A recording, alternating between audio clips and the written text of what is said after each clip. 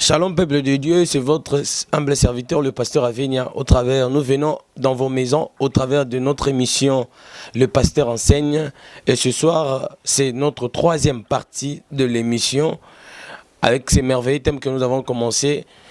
La différence dans une année. Nous avons parlé de plusieurs éléments, mais ce soir, nous allons parler encore d'un élément qui va nous permettre de vivre la différence en cette année 2021.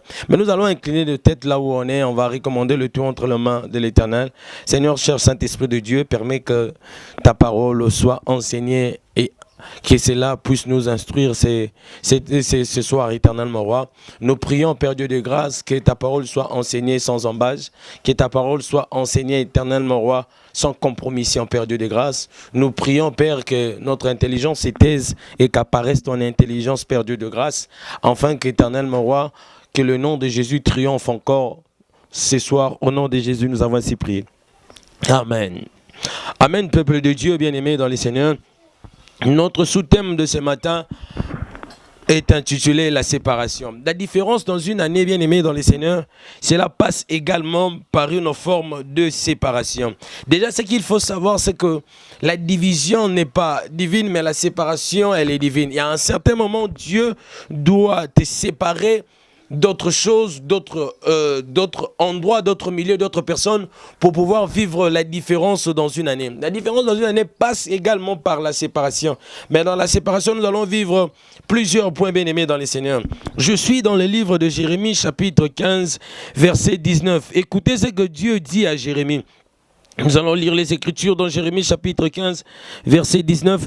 La Bible déclare, « C'est pourquoi ainsi parle l'Éternel, si tu te rattaches à moi, je te répondrai. Et si tu te tiens devant moi, et si tu sépares ce qui est précieux de ce qui est vil, si tu seras comme ma bouche.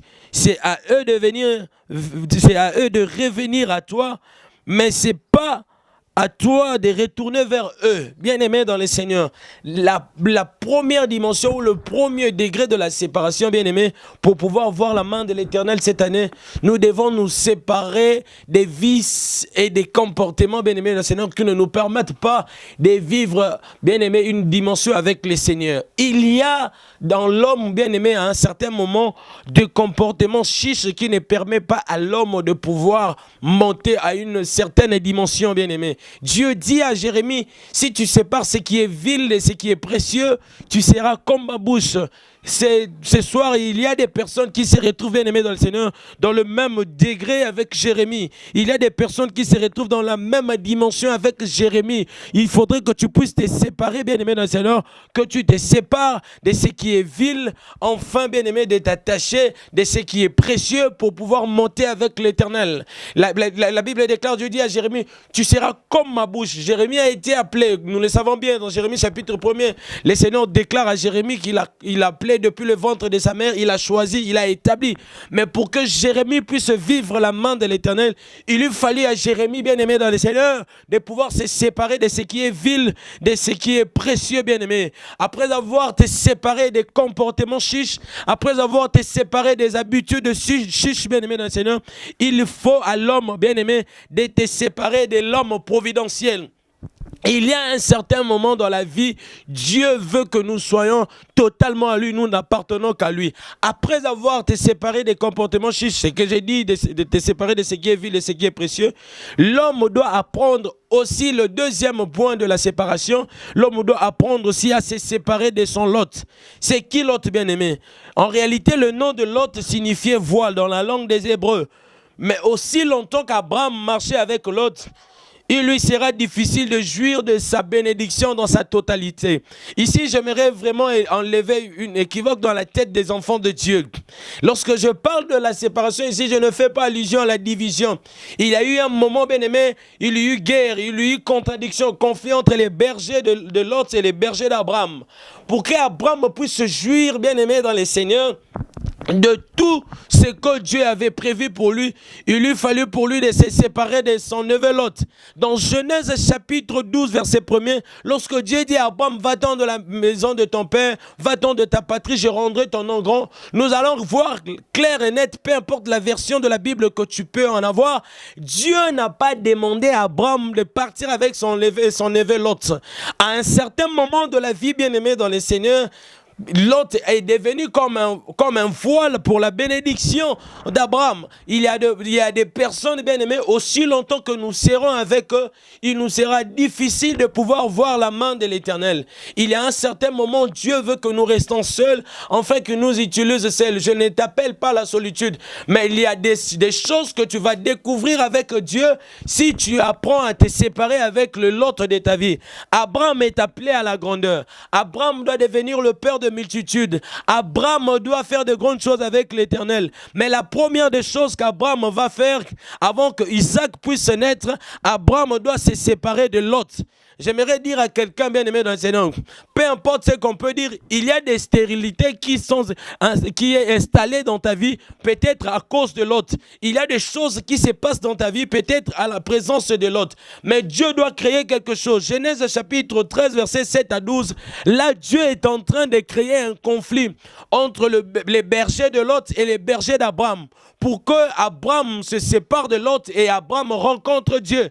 C'est alors qu'après, dans Genèse chapitre 17, Dieu dira à Abraham, marche devant moi, sois intègre. Dieu dit à Abraham, bien aimé dans Seigneur, entre Genèse chapitre 12 et Genèse chapitre 13, là où il y a eu guerre entre tous les bergers de Lot et les bergers d'Abraham, il y a eu un temps qui était passé. Mais Abraham devait comprendre cela. Il y a des choses que Dieu va occasionner avec le Lot de ta vie, pour que tu puisses, bien-aimé dans le Seigneur, vivre la différence cette année. Il y a des séparations qui sont, bien-aimés dans le Seigneur, signes de l'élévation. Il y a des séparations qui sont signes, bien-aimés dans le Seigneur, d'une certaine dimension avec Dieu. Ne regrette pas le Lot de ta vie. Après avoir été séparé avec Lot, les Lot, j'étais en train de dire, ce sont des personnes qui sont sous notre pouvoir. Lot était le neveu d'Abraham. Il était sous le pouvoir d'Abraham. Abraham ne pouvait pas vivre la main de l'Éternel aussi longtemps que Lot est là. Mais il y a aussi des Laban. Des Laban, ce sont des personnes qui ont l'autorité sur nous. Il y a un certain moment, bien aimé, nous sommes supérieurs. Mais à un certain moment, nous sommes inférieurs. Parce que le principe de la vie, pour pouvoir vivre l'élévation, il faut savoir être au pied avant d'être à la tête. Mais à un certain moment, quand nous sommes au pied, bien aimé, nous sommes dirigés par les Laban. Laban est le type de leader qui prépare un leader. Il y a un moment où Dieu t'appelle au leadership, mais tu dois passer par un leader pour être préparé, bien-aimé, dans les Seigneurs. Il y a des choses que tu vivras avec Dieu, bien-aimé, qu'au travers d'un leader. Mais écoute, ce que doit te pousser de te séparer avec Laban. Je disais, Laban, c'est le type de leader qui prépare le leader, sans pour autant comprendre le temps de lui libérer au moment voulu par Dieu. Les Laban sont des pères, les Laban sont des oncles biologiques, les Laban aussi, à un certain moment, peuvent devenir un père spirituel peut prendre aussi, bien-aimé dans les Seigneurs, il peut prendre aussi la dimension de Laban. Laban, bien-aimé, était le leader de Jacob. C'était celui que Jacob était sous son tutelle, bien-aimé dans le Seigneur. Je suis dans le livre de Genèse, chapitre 30, versets 38 à 43. Là, bien-aimé, Dieu aussi est en train d'occasionner. Il y a un moment où Dieu occasionne des discordes entre nous et les Laban, pour que nous puissions vivre une nouvelle vie avec Dieu. Jacob ne deviendra pas Israël aussi longtemps qu'il ne s'est pas encore séparé avec Laban. Il y a un moment où il faut se séparer avec Laban, prendre ton chemin, afin que Dieu puisse t'apparaître et que Dieu change ton nom. Jacob ne combattra pas l'ange aussi longtemps qu'il n'a pas quitté la maison de Laban. Je suis venu dire à Jacob ce matin, bien-aimé dans les Seigneurs, il y a des moments où, bien-aimé, on reçoit. Il y a des moments où on reçoit, mais il y a des moments où, bien-aimé, nous devons faire sortir ce que nous avons reçu de nos leaders. Je ne t'appelle pas à la rébellion. Loin de moi l'idée de réveiller quelqu'un à la rébellion. Mais il faut savoir lire le temps comme le fils d'Isaac. Il y aura un moment où Laban s'élèvera contre toi pour pouvoir, bien aimé dans les Seigneurs, s'y opposer à tout ce que tu es en train de faire. En réalité, cette opposition-là n'est pas diabolique. C'est une opposition qui t'appelle à pouvoir aller accomplir la mission de Dieu.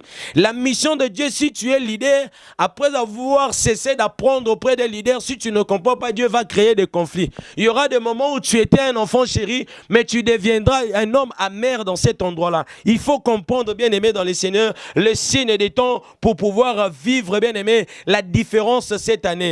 Il y a de ces personnes, bien aimées dans les Seigneurs, que tu dois quitter pour pouvoir vivre la main de l'Éternel. Je crois être dans le livre de Hébreux chapitre 11, verset 27. La Bible déclare: c'est par la foi Moïse devenu grand, il refusa d'être appelé le fils de la fille de Pharaon. Il y a des moments où il faut refuser d'autres identités. Jacob, écoute-moi. Dieu t'a appelé à de grandes choses. Tu dois devenir Israël. Mais apprends à quitter ton oncle Laban parce que tu as déjà atteint l'âge de la maturité. Quand tu regardes un leader auquel qui t'est considéré comme son chouchou et que des problèmes ne cessent de surgir, il faut aussi apprendre à comprendre que c'est le temps pour toi, bien-aimé dans le Seigneur, de frayer un chemin. Je ne dis pas à tout le monde que nous sommes appelés au leadership. Non, ce n'est pas tous qui sont appelés au leadership. Mais il y a des leaders qui sont préparés auprès des leaders qui doivent se séparer de leurs leaders à l'amiable pour pouvoir percer avec eux. Toutes ces personnes que vous voyez, bien-aimés dans le Seigneur, aujourd'hui, marquer l'histoire, ces personnes-là ont été au pied. Et ils ont compris le temps et ils sont allés faire leur temps. J'appelle Jacob. Jacob, tu veux devenir Israël. Apprends à te séparer. Il y a aussi une troisième degré, ou une troisième dimension, allais-je dire autant pour moi, une troisième dimension, bien-aimé dans le Seigneur, de vivre, bien aimé, la différence cette année, il faut savoir quitter d'autres endroits. J'ai dit, bien aimé, tu ne vivras pas la main de l'Éternel si tu restes sur ta zone de confort. Dieu dit à Abraham, sors dans la maison de ton père. Il y a de ces personnes qui doivent sortir de leur endroit, de leur zone de confort. Dieu ne t'attend plus là. Dieu dit à Moïse ceci: vous avez longtemps demeuré sur cette montagne. Il y a des personnes qui sont restées statiques dans leur endroit de prier. Il y a des personnes qui sont restées statiques dans leur manière de faire. Dieu t'appelle cette année de quitter cet endroit pour pouvoir vivre la différence. Sors de la maison de ton père. Quitte dans cet endroit-là. Quitte cet entourage-là. Quand je parle de l'endroit, bien-aimé, je parle de cette zone de confort. Je parle de cet entourage-là, bien-aimé, dans le Seigneur, qui te laisse faire croire, bien-aimé, que tu ne vivras que là. Que tu ne mourras que là et que ta bénédiction ne dépend que de là. Abraham devait devenir le père de multitudes, mais aussi longtemps qu'il était à la Mésopotamie, dans la maison de son père, c'était très difficile qu'Abraham puisse vivre la main de l'Éternel. J'appelle quelqu'un bien-aimé dans le Seigneur. Tu as écouté la voix de l'Éternel. L'endroit bien-aimé, j'étais en train de dire, dans un endroit, Dieu ne lève pas deux leaders, mais il élève un leader pour apprendre à un leader le principe de leadership. Mais quand tu comprends que ce que tu as à apprendre dans cet endroit-là, bien-aimé dans le Seigneur, le cours a déjà fini. J'aimerais dire à quelqu'un, la nature nous enseigne quelque chose. Ce que la nature nous enseigne, il faut comprendre, bien-aimé dans le Seigneur, dans ce que la nature nous enseigne, que même lorsque nous allons à l'école, nous n'allons pas pour y résider pour dormir. À l'école, on ne dort pas là-bas. Il y a un temps où on vient pour apprendre. Il y a un temps, bien aimé dans le Seigneur, on se sépare de cet endroit-là pour pouvoir mettre en exergue ce à quoi nous avons appris. Il y a de ces personnes, depuis qu'ils sont restés des éternels apprentis dans les endroits, ils ne veulent pas quitter l'endroit-là. Bien aimé, même Christ Jésus, lorsqu'il est né, à un certain moment, on commençait à chercher des enfants mâles pour pouvoir le tuer. Mais ma Bible déclare que Jésus a quitté Bethléem pour Égypte, afin d'aller se réfugier. Il y a des moments dans ta vie, bien-aimé dans le Seigneur, il faut savoir quitter d'autres endroits, aller se réfugier ou aller commencer une vie dans un endroit donné.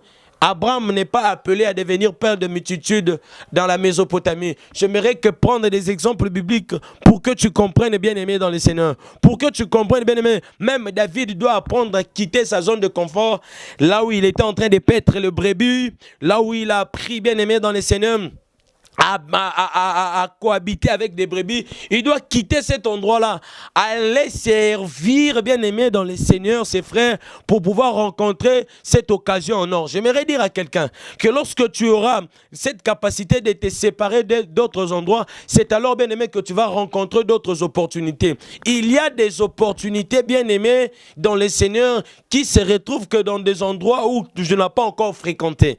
Je suis en train de dire à un Élie, aussi longtemps que tu resteras dans le torrent de Guérite, tu ne vas pas découvrir qu'il y a aussi des veuves qui peuvent te nourrir dans la sécheresse. Je suis venu te dire, bien-aimé, ce soir, que pour vivre, bien-aimé, la différence cette année, il faut apprendre à te séparer dans plusieurs dimensions. J'ai parlé de la séparation dans le comportement. J'ai parlé de la séparation avec le lot de ta vie, avec le Laban. Je suis en train de parler de la séparation avec le milieu. Bien-aimé, sépare-toi du milieu, quitte le milieu là. Quitte ça, bien-aimé dans le Seigneur. Après avoir séparé avec le milieu, il faut te séparer avec une identité. Je m'aimerais, bien-aimé, marteler là-dessus. Il faut te séparer avec ton identité. Il y a de ces personnes qui sont restées des enfants chéris alors qu'il a déjà atteint l'âge de la maturité. J'étais en train de donner l'exemple ici de Moïse. Moïse, devenu grand, il refusa d'être appelé le fils de la fille de Pharaon. Bien-aimé dans le Seigneur, quelle est l'identité qui te retient enfin de pouvoir ne pas vivre à la main de l'Éternel?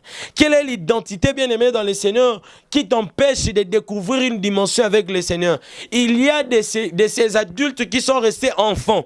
Alors que la Bible déclare, aussi longtemps que l'héritier est encore un enfant, il ne diffère point d'un esclave. Il y a de ces personnes qui sont restées enfants bien-aimés. Moïse refusa d'être appelé le fils de la fille de Pharaon. Il y a des identités qu'il faut refuser. Il y a des identités qu'il faut refuser. Aussi longtemps que tu ne vas pas refuser cette identité-là, bien-aimé dans le Seigneur, tu ne vivras pas à la main de Dieu. Tu ne vivras pas la différence. Apprends, bien-aimé dans le Seigneur, à te détacher avec d'autres identités. Apprends à te séparer avec d'autres identités. Comment est-ce que tu es qualifié? Comment est-ce que tu es vu dans la société? Comment est-ce que tu es vu dans la société? À un certain moment, on est appelé, bien-aimé, à recevoir le nom de pasteur local. Mais à un certain moment, il faut quitter les quatre murs pour pouvoir annoncer l'évangile, bien-aimé, dans le Seigneur, partout ailleurs. Je suis en train de dire à quelqu'un, bien-aimé, ce soir, bien-aimé, dans le Seigneur, quitte cette identité-là, enlève ces carapaces-là, enlève, bien-aimé dans le Seigneur, ces manteaux-là, bien-aimé, de l'identité qui te retient, bien-aimé, à ne pas vivre la différence. Il y a des moments où on doit porter d'autres identités, bien-aimé.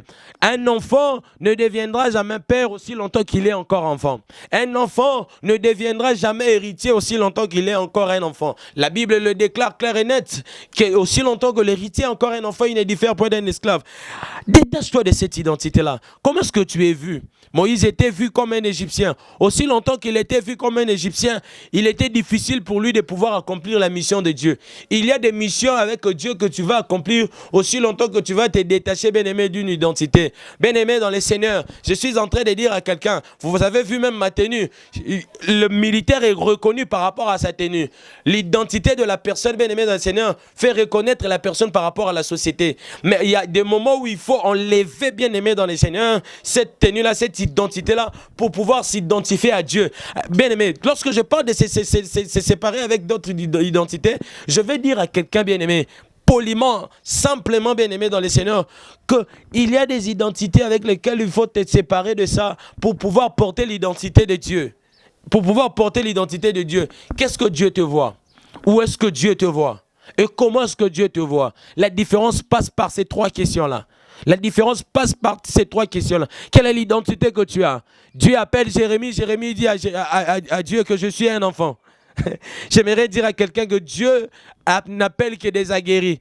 Il y a des forces en toi que toi-même tu n'as pas encore réalisées. Mais il faudrait que Dieu puisse te le révéler, afin que tu comprennes. Il faut t'enlever l'identité de croire que tu es resté un éternel bébé. C'est ça le mal des chrétiens d'aujourd'hui. Les chrétiens d'aujourd'hui sont restés bébés. Toi, pour faire la prière, tu dois appeler Daddy. Toi, pour faire la prière, tu dois nous déranger. Il y a de ces choses que tu dois apprendre à faire seul. Il y a de ces choses que tu dois apprendre à faire frère seul, aussi longtemps que tu resteras avec cette identité-là de bébé, tu ne vas pas découvrir d'autres dimensions avec le Seigneur. Un bébé, pour découvrir d'autres endroits, d'autres parcelles, il doit bien aimer dans le Seigneur se détacher de sa manière de ramper, il doit se lever, apprendre à marcher pour pouvoir vivre, bien aimé, la main de l'Éternel dans sa vie. Je suis venu te dire, bien aimé, la différence cette année passe également par la séparation de l'identité, la séparation, bien aimé, dans le Seigneur. Je vais finir, la séparation de l'entourage. La toute dernière séparation, c'est la séparation de l'entourage. L'entourage est considéré comme une piste de décollage pour un humain de pouvoir vivre une nouvelle dimension avec le Seigneur. L'avion ne pourra que décoller dans une piste. Et le match de football ne pourra que se jouer sur une pelouse ou sur un terrain approprié. Je suis venu te dire, bien aimé dans le Seigneur, l'entourage est le terrain qui te permet de décoller ou bien aimé, ou de stagner dans la vie. Cette année, il faut te séparer de l'entourage de ces personnes-là qui ne font que te louer. Ces personnes-là qui ne voient jamais tes défauts. Ces personnes-là qui ne te reprochent jamais. Il faut faire très attention avec des personnes qui ne te reprochent jamais. Ils vont te faire entrer dans une maladie qu'on appelle la mégalomanie. Cette maladie-là, bien aimé dans les Seigneurs, il permet à l'homme de se voir tout puissant, permet à l'homme de se voir vice-Dieu. Il faut faire très attention avec ces personnes-là qui ne voient que tes qualités, qui ne constatent pas tes défauts. À un certain moment dans la vie, il faut demander aux hommes, que pensez-vous de moi? Jésus même les a dit à ses disciples. Le problème avec toi, tu ne fais jamais la rétrospective de ta vie. Tu marches. Tu veux être considéré comme une personne bien. Il est possible que tu sois bien aux yeux des hommes, mais que tu sois mauvais aux yeux de Dieu. Mais pour que, bien aimé dans le Seigneur, que tu puisses, bien aimé, vivre, comprendre ce que tu es, accomplir ta mission, il faut apprendre à te séparer avec des entourages pareils. Il faut aussi te séparer, bien aimé, à cet entourage-là de ces personnes-là qui ne font que te sous-estimer. En Samuel chapitre 17, David arrive au champ au camp où il devait avoir bataille, où Goliath était en train de jeter un défi. Ça faisait déjà 40 jours. Il n'y avait personne dans les camps d'Israël pour pouvoir, bien aimé dans le Seigneur, relever ces défis-là. Mais il y avait le grand frère de David du nom de Eliab qui était là. Lorsque David voulait affronter, bien aimé dans le Seigneur, la Bible déclare que Eliab dit à David: je connais la malice de ton cœur. Je connais ta malice. Mais ce que j'aime, c'est que ma Bible déclare dans la version Louis II, on dit clair et net que David s'est détourné de lui. Il y a de ces entourages qu'il faut te détourner, bien aimé, cette année pour pouvoir vivre la différence. Détourne-toi de ces personnes-là qui te sous-estiment, qui pensent que tu ne peux rien faire dans la vie, qui pensent que tu vaux absolument rien. Ces personnes-là existent. Ces personnes qui nous font croire que nous sommes restés des éternels bébés, que tu es un éternel bébé. Il y a des parents comme ça. Je ne suis pas contre, bien aimé, l'affection. Mais à un certain moment, il faut laisser à l'enfant la liberté. Donc, je ne parle pas de libertinage. Il faut laisser à l'enfant la liberté de pouvoir percer dans la vie, bien aimé, dans le Seigneur. Sépare-toi de cet entourage-là. Apprends à voler. Apprends à voler seul. Apprends à voler seul. Te séparer de l'entourage, c'est aussi, bien aimé, voler avec des gens de même espèce qu'avec toi. Un aigle ne peut pas voler avec la colombe. Une colombe, bien aimée dans le Seigneur, ne peut pas voler avec le moineau. Il y a des espèces comme ça, même dans la vie chrétienne, même dans nos églises locales. Il y a de ces personnes avec lesquelles nous devons nous attacher pour percer. Mais il y a de ces personnes que nous devons nous détourner, comme David s'est détourné de son frère, bien aimé. Il y a de ces personnes comme ça. Si tu veux vivre la différence cette année, applique ce que je te dis. Applique ce que je te dis. La division, elle est peut-être satanique, mais la séparation est divine pour pouvoir te faire découvrir d'autres dimensions avec le Seigneur. Sépare-toi de ça. C'est alors que tu vivras la main de l'Éternel. Si tu as des difficultés de te séparer de ces éléments que je t'ai dit, lève tes mains. Tu vas suivre cette vidéo. Et lève tes mains, je vais prier pour toi. Père, je prie pour cet homme éternel, mon roi, qui a atteint l'âge de la maturité, mais il est toujours vu comme un enfant. Il est écrit aussi longtemps que l'héritier est encore un enfant. Il ne diffère point d'un esclave. Sinon, je prie que les héritiers qui doivent te révéler en ces temps de la fin, Seigneur Dieu de grâce, Yahweh puisse comprendre qu'ils ont déjà atteint la maturité pour pouvoir affronter une autre vie. Je prie, Père Dieu de grâce, pour ces Moïse-là qui sont considérés comme étant les fils de la fille de Pharaon, de se détacher de cette identité-là pour pouvoir recevoir l'identité du Sauveur d'Israël. Au nom de Jésus-Christ de Nazareth, Père, nous te bénissons. Au nom de Jésus, nous avons ainsi prié. Amen. Que Dieu vous bénisse.